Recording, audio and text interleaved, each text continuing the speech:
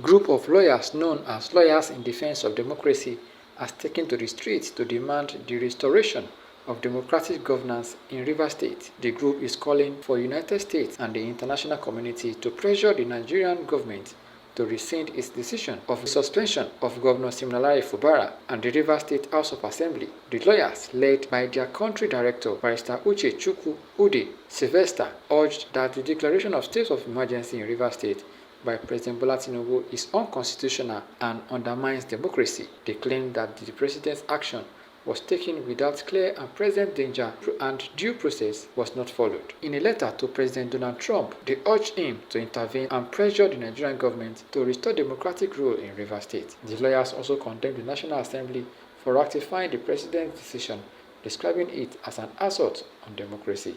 They demanded that President Tinubu reconsider his stand and allow Governor Fubara to continue his work as a democratically elected governor of the state. State of emergency is justified in exceptional cases to preserve or establish peace and order, especially when the rule of law and national security are threatened by grave and imminent institutional instability. But in the case of Rivers State, there was nothing of such.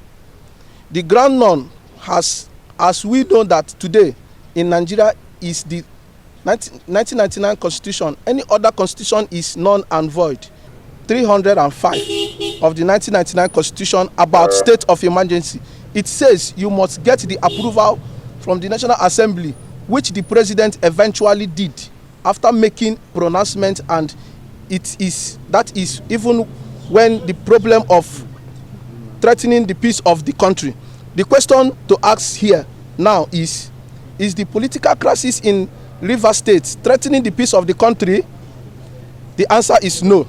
We believe that constitutional power vested in the president to declare a state of emergency does not extend a removal or suspension an elected governor from the office.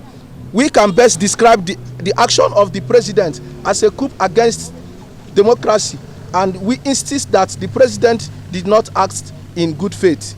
Emergency rule in the state undermines the authority of the elected governor and the violent constitutional practice. Peace and order in Rivers State could only be restored when Governor Fubara, elected by the people, is allowed to govern without interference from the predecessors and Minister of Federal Capital Territory, Barrister Wike. We would have expected the president to call Wike to order, and rather than doing that, he imposed a state of emergency in the state. On a final note, after studying the situation, we are unable to agree that a state of emergency was necessarily in Rivers State and does not also have any suitable legal ground to have been imposed.